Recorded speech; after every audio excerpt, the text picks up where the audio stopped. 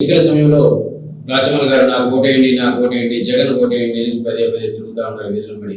నేను రాజమౌళి గారిని ప్రశ్నిస్తా ఉన్నా, రాజమౌళి గారు నీకు ఎందుకు ఓటేయాలి ప్రజలు వివరంగా చెప్పాలి. పట్ట పగలు బీసీ నేత నందం సుబ్బయ్య నిన్ను ప్రశ్నిస్తున్నాడు, నీ అక్రమాలను ప్రశ్నిస్తున్నాడు అనే ఉద్దేశంతో అతి కిరాతంగా హత్య చేసినందుకు నీకు ఓటేయాలా? క్రిస్టియన్ స్థలాన్ని ఆక్రమించుకొని ప్లాట్లేసుకొని అమ్ముకున్నానికి నీకు ఓటేయాలా? లక్ష్మీ చెన్నకేశ్వర స్వామి భూమిలో నీ ప్యాలెస్ నుంచి నీ పేకాట భవనానికి రహదారి ఏర్పరచుకునేందుకు నీకు ఓటేయాలా?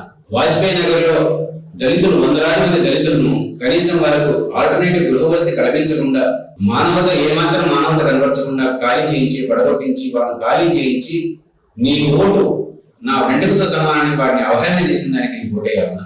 ప్రతికూలంలో చేసే భూదందాలు భూ కబ్జాలు ఏ అభివృద్ధి పనులు జరిగినా ఏ నిర్మాణం జరిగినా ఆర్బీకే ట్యాక్స్ పేరుతో వసూలు చేసి నీ దందాలు చూసి ఓటేయాలన్నా? ఉద్యోగాల కోసం చిన్న కాంట్రాక్ట్ ఉద్యోగాలు వస్తే ఆ ఉద్యోగాలు వస్తే 40 మందితో వసూలు చేస్తున్నావు, అడ్వాన్స్ తీసుకుంటున్నావు. ఇట్లా చూసి దందాలు చూసి ఓటేయాలన్నా? దొంగ నోట్లు ముద్రించి రసపుత్ర రజనీ మీ బావమర్ది భాగస్వామ్యంలో చేసిన దందా కోసం అది చూసి ప్రజలు మెచ్చి నీకు ఓటేయాలన్నా?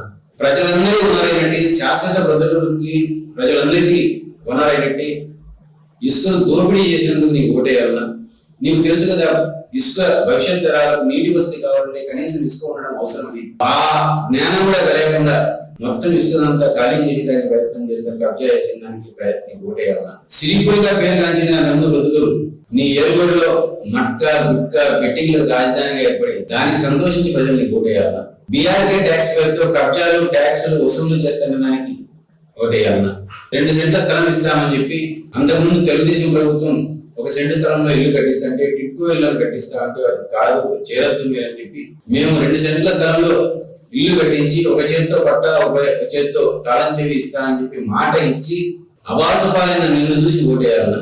ఎస్ఆర్ఐటి కాలేజీ దగ్గర పట్టాల్లో ఆక్రమించాలనే ప్రయత్నం చేసి నీ ఆక్రమణకు మద్దతుగా అక్కడ ఒక మత కి సంబంధించిన చర్చిగా ఉన్నాయంటే నీ దందాకు అడ్డం రాకూడదు అని ఉండకుండా ఉంటారనే ఉద్దేశంతో ఆ స్థలంలో అక్రమంగా కల్వరి చర్చి నిర్మించడానికి ప్రయత్నం చేసిన నీ దందాన్ని చూసి ఓటేయాలన్నా? దేన్ని చూసి ఓటేయాలన్నా నువ్వు క్లియర్గా చెప్పాలి.